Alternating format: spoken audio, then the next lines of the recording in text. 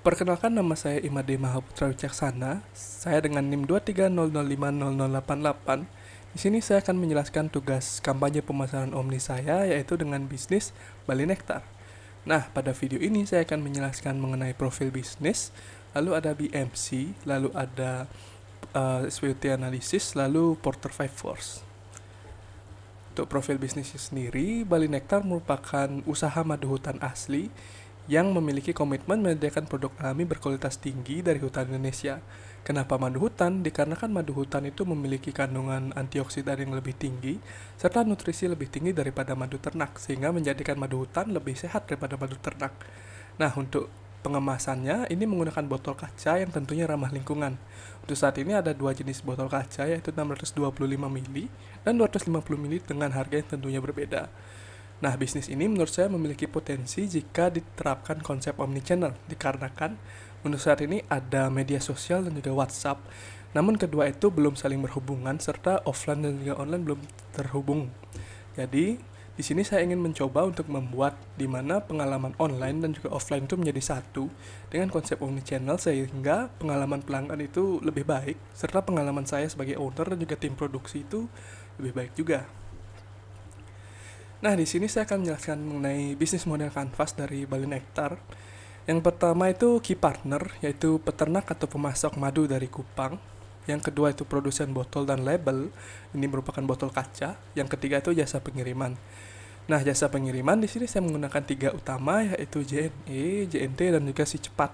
Lalu untuk keempat tuh reseller individu. Lalu yang kelima itu merupakan kafe dan toko herbal yang diajak kerjasama. Nah, untuk key activitiesnya merupakan pengadaan madu dari Kupang, kedua itu proses pengepakan atau pengemasan dan juga labeling, ketiga itu pemasaran dilakukan offline dan juga online dari media sosial maupun status WhatsApp, lalu keempat itu ada manajemen stok dan juga logistik tentunya, lalu kelima itu menggunakan edukasi pelanggan mengenai manfaat madu dan brand building, baik di sini itu melalui media sosial ataupun dari event-event yang saya datangi. Lalu untuk key resources, di sini pemasok madu dari Kupang tentunya yang terpercaya dan juga konsisten, memberikan kualitas madu yang konsisten. Dan yang kedua itu kemasan botol kaca dan label berkualitas. Lalu ketiga itu tentunya tim produksi dan juga tim pengemasan. Lalu keempat itu merupakan WhatsApp, Facebook, dan juga Instagram yang sangat krusial dalam bisnis saya. Nah, untuk value proposition di sini ada madu asli hutan dan murni dari alam NTT atau Kupang. Nah, di sini tanpa campuran sedikit pun bahan kimia dan juga tentunya murni. Lalu untuk ukuran botol praktis itu seperti yang saya bilang ada dua, yaitu 250 ml dan 625 ml. Ini tentunya cocok untuk konsumsi pribadi maupun oleh-oleh dibawa ke luar Bali. Nah, ketiga itu produk sehat dan tentunya mendukung petani lokal, dikarenakan saya mengambilnya dari hutan asli Indonesia yang tentunya perlu tenaga dari petani lokal. Lalu keempat itu bisa dijadikan hampers eksklusif oleh kafe maupun toko herbal yang bisa juga dibundling dengan produk-produk lainnya. Lalu untuk CRM-nya atau Customer Relationship-nya, yang pertama itu layanan pelanggannya responsif via WhatsApp dan Instagram dan juga Facebook. Walaupun di sini masih bersifat manual, tapi saya berusaha seresponsif dan secepat mungkin. Lalu kedua itu merupakan program loyalitas, di mana programnya ini potongan harga ke pelanggan yang melakukan pembelian ulang sebanyak 10 kali. Jadi pembelian ke-11-nya itu mendapat potongan sebesar 50%. Lalu yang ketiga itu memberikan sampel gratis untuk pelanggan potensial dan juga mitra bisnis. Jadi ketika saya ingin bekerja sama dengan suatu kafe atau toko herbal, saya biasanya memberikan sampel gratis, di mana dia bisa menentukan apakah madu saya ini cocok untuk penjualannya mereka. Jadi itu untuk membuat trust juga kepada mitra yang saya ingin ajak kerjasama. Nah, untuk channelnya sendiri ada untuk online, ada Instagram, Facebook, dan WhatsApp. Ini untuk digunakan untuk berkomunikasi dan juga membuat pemasaran-pemasaran kecil seperti status WhatsApp, testimoni, dan semacamnya. Lalu untuk offline itu penjualan langsung di rumah produksi. Lalu ada dari reseller, kerjasama dengan kafe dan juga toko herbal. Lalu untuk customer segmennya sendiri ada demografinya itu merupakan usia 25-55 tahun, penghasilannya menengah ke atas, lalu pendidikannya menengah hingga tinggi. Untuk geografis, tentunya ada wisatawan di Bali dari segi domestik maupun mancanegara. Lalu konsumen lokal Bali, untuk psikografisnya sendiri, yaitu menggunakan gaya hidup sehat dan juga pencinta produk alami.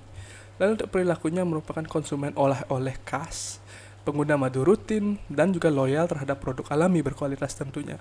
Untuk cost structure di sini, untuk cost expenditure atau COPEX merupakan biaya bahan baku seperti madu, botol, label, stiker, dan bahan pendukung lainnya. Lalu untuk yang kedua itu biaya pengemasan dan ongkos kirim, tentunya karena saya menggunakan jasa pengirim seperti JNE, JNT, Secepat. Di sini tentu perlu adanya namanya ongkos kirim.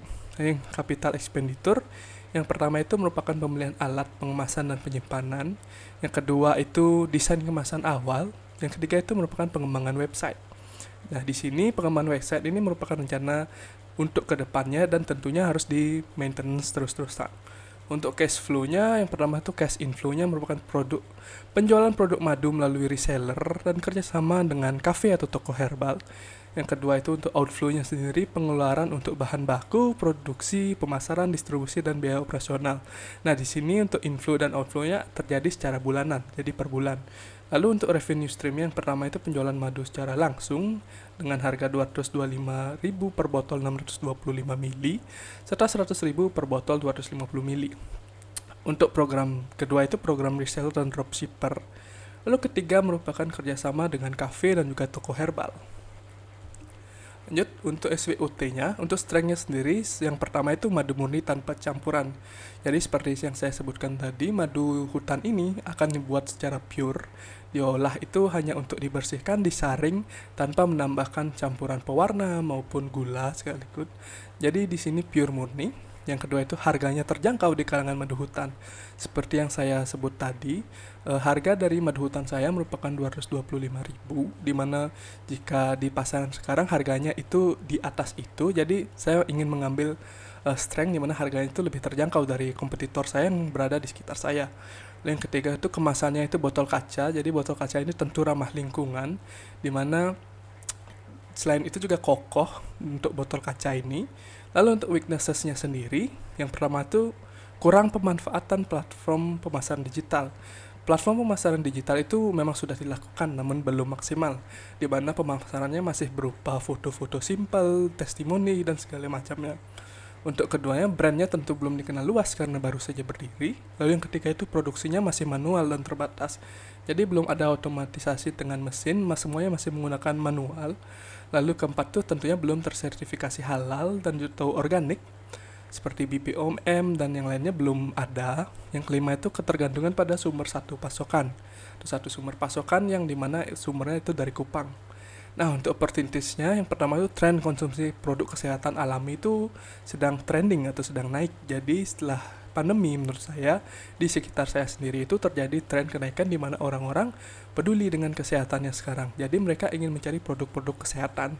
Makanya di sini saya ingin menjual madu ini. Untuk kedua itu peluang kemitraan dengan kafe dan toko herbal. Jadi kafe dan toko herbal yang memerlukan bahan baku seperti madu untuk pemanis maupun olahannya mereka bisa pergi ke saya untuk bekerja sama. Yang ketiga itu merupakan promosi melalui influencer gaya sehat. Jadi saya bisa melakukan promosi di media sosial dengan promosikan atau paid promote kepada suatu influencer agar barang saya ini dipasarkan ke audiensnya mereka. Nah, untuk threats-nya sendiri, pertama itu persaingannya ketat dan adanya produk madu palsu. Nah, persaingan ketat di sini di sekitar saya ada persaingan ketat untuk madu. Jadi biasanya harganya itu sedikit lebih sama dengan saya, namun belum tentu murni. Atau bahkan ada madu yang harganya itu di bawah saya dan juga belum tentu murni. Atau dia menggunakan madu ternak yang khasiatnya kurang daripada madu hutan. Lalu untuk resiko pasokan akibat cuaca dan lingkungan. Nah, karena saya itu ketergantungan pada satu sumber, di sini ketika cuaca dan lingkungan itu kurang mendukung, maka bisa terjadi keterlambatan dalam pengiriman madu hutan maupun kualitas yang menurun karena lebah-lebah di sana tidak maksimal dalam membuat madu karena diganggu oleh cuaca dan lingkungan. Yang ketiga itu selera konsumen itu cepat berubah. Jadi di sini saya harus bisa mengikuti selera konsumen mungkin dengan mengeluarkan varian-varian madu yang baru.